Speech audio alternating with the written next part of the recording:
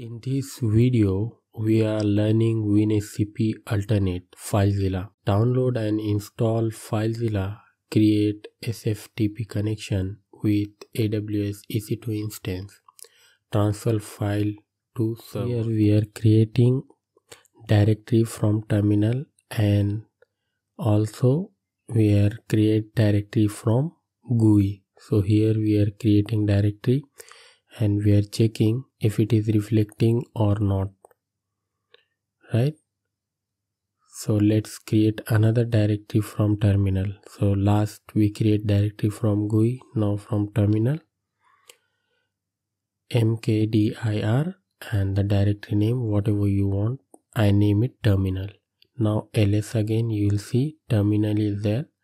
Now let's go back to GUI, refresh file. So left side is your server and right side is your terminal, left side is your local. So this is done. This is how we can transfer file, vice versa. So if you go to FileZilla, on the left side you will see download option, right? Click on download option. Here you have Mac, Intel, and more download option. Two option is there. So if you are using Intel base, so you can download this FileZilla client. Otherwise, in my case, I am using Mac M2.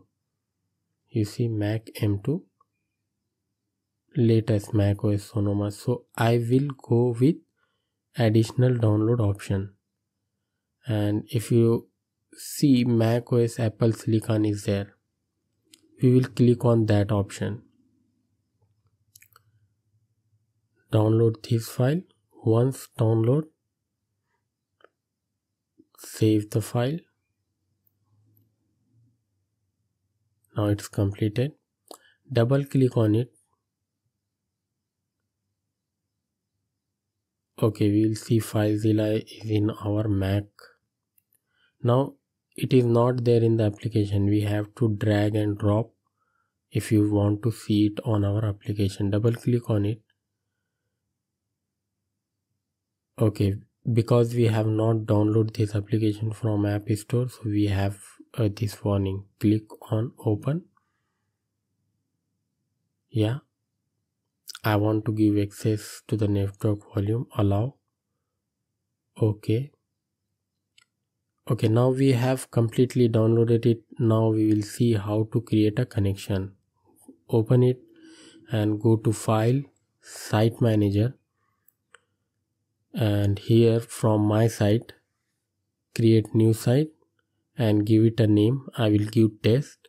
Now from the right side, we have to select protocol as SFTP, SSH File Transfer Protocol. Now host, I have AWS. If you have any other host, you can simply go copy and paste public IP address. Port will be 22 and username. Go back to a terminal and type who am I. It will show with username you have log on.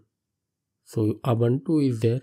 I will type Ubuntu, and logon type we have to change to key file. Select your .pam file, open and click on connect.